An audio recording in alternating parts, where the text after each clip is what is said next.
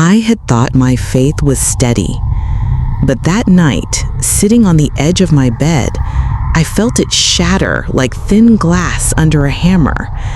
My hands were trembling, my throat tight, my mind racing with questions I had avoided for years. I had just heard my 8-year-old granddaughter tell me what she saw when she stopped breathing, and I could not decide if I wanted to weep, scream, or run from the room. I had spent my life keeping God in a safe, tidy box, church on Sundays, a few whispered prayers before meals, nothing too deep. But what Emily told me was not tidy.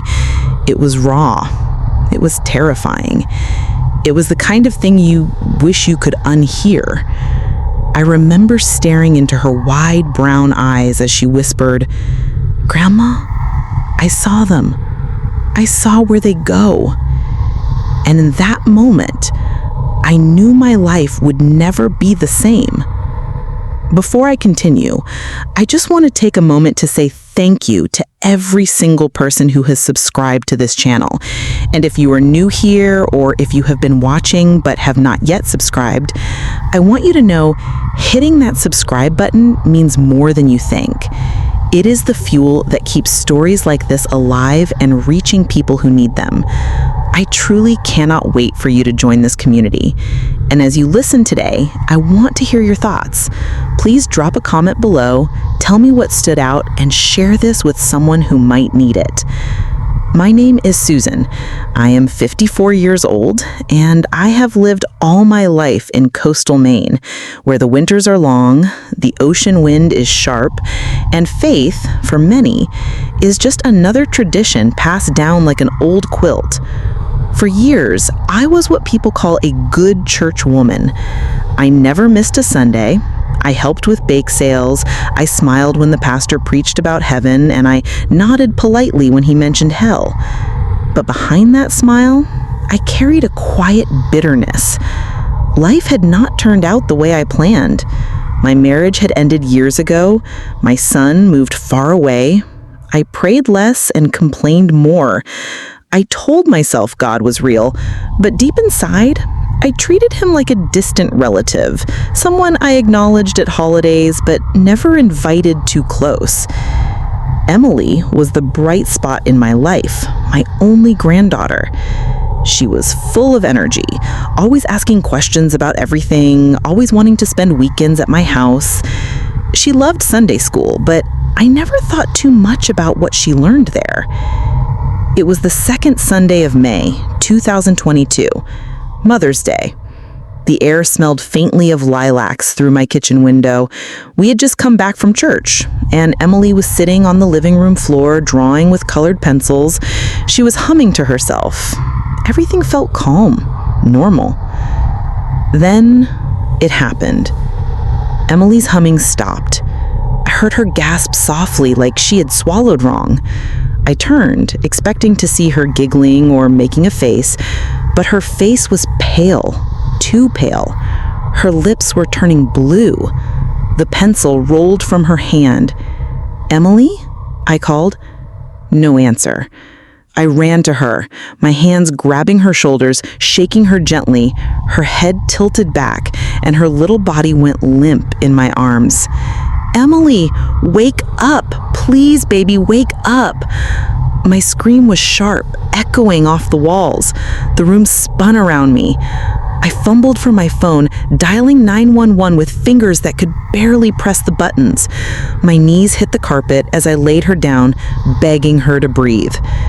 And I had no idea that while I was screaming her name, she was seeing something that would haunt her forever.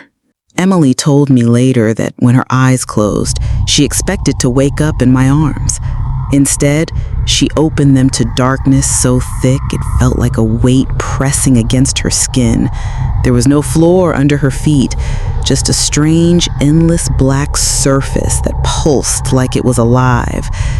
She said the air burned her throat with every breath. It smelled like rotting meat mixed with sulfur, so strong it made her gag. Somewhere in the distance, there was a low rumble, then a scream. Not a short, startled cry, but the kind of scream that sounds like someone has been in agony for years. Her voice trembled when she told me, "Grandma, it was like the darkness could see me."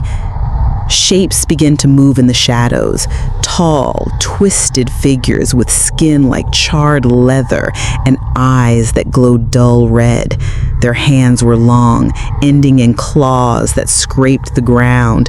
She could hear chains rattling, metal grinding against stone. She tried to run, but her legs felt heavy, like she was wading through water. The ground beneath her feet cracked, and she saw fire glowing underneath. A gust of hot wind slammed into her, and she heard more voices, crying, screaming, begging for mercy. But then, she whispered, "I saw their faces."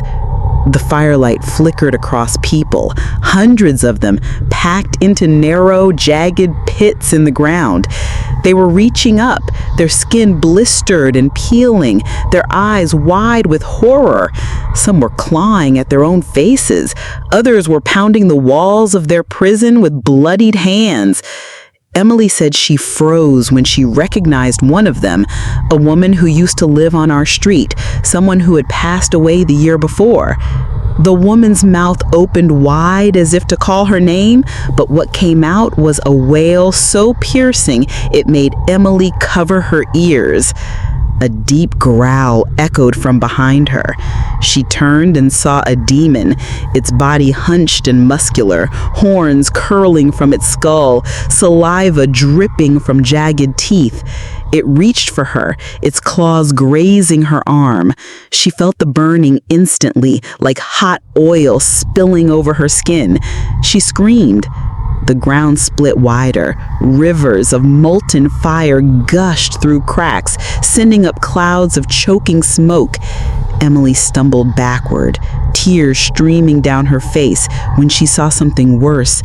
Giant worms, the size of snakes, burrowing into the flesh of people in the pits. Their victims shrieked, but no one could escape.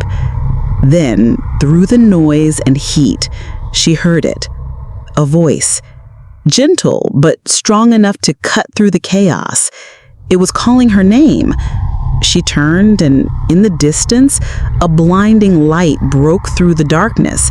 The demons hissed and drew back, shielding their faces. The cries of the people grew desperate, reaching toward the light, but it was moving only toward Emily. She said the warmth of that light felt different, not like the fire below, but like being wrapped in the safest place she had ever known. And then the voice spoke again. "Your time has not yet come. Go back and tell them I am real, and tell them hell is real." The light grew so bright she had to close her eyes, and in that instant, she felt herself being pulled upward, away from the heat, the screams, and the darkness. The last thing she heard before it all faded was the sound of that gentle voice saying, "Do not forget." Emily's body jolted under my hands. I heard her gasp for air, a loud, desperate gulp, and her eyes shot open. For a split second, she looked confused, scanning the ceiling, my face, the paramedic kneeling beside us. She began to cry, not the soft, relieved kind of cry, but loud, terrified sobs that shook her whole body. I held her so tight I thought I might hurt her. The paramedics told me later they had no explanation for her sudden recovery. One of them even said under his breath, "Ma'am, this is a miracle." At the hospital, the doctors ran tests, but found nothing wrong. They said it might have been a seizure, or her heart might have slowed temporarily, but deep in my spirit, I knew this was something far beyond medicine. That night, as she lay in the hospital bed, Emily asked if I could turn off the TV and sit with her. She was pale, her small hands clutching the blanket. Then, in a voice so quiet I had to lean forward, she said, "Grandma, I saw hell." She told me everything, the darkness, the screaming, the woman from our street, the demons, the burning rivers, the worms, the voice, and the light. As she spoke, Tears streamed down her cheeks. She stopped several times, shivering, saying it was too hard to remember. But every time she paused, she would add, "Jesus told me to tell them." I listened, my heart pounding. I had been a lukewarm Christian for decades, but in that moment I realized I had been playing with eternity. I believed in God, but I had been living like his warnings were just stories. The days after Emily's release from the hospital were different. She was not the same little girl I had known. She spoke with a seriousness beyond her years. When neighbors came to visit, she would tell them, "Jesus loves you, but hell is real, and you do not want to go there." She started reading her children's Bible every night. She would wake me in the morning and ask if we could pray together. Something broke in me, too. I started reading my Bible again, not out of habit, but hunger. I confessed the bitterness I had been holding for years. I stopped gossiping and judging. I forgave people I had sworn never to forgive. I started talking to God like he was sitting in the room with me. Emily's encounter lit a fire in our family. Soon we were invited to share her story at our church, then at another and another. Every time she told it, people wept. Some came forward to pray. Others admitted they had been drifting away from God and needed to come back. I remember one night after a church meeting, Emily looked at me and said, "Grandma, Jesus gave me this so people would know he is real." And I believe her. If you are watching this right now, I need to tell you, there is a world beyond this one.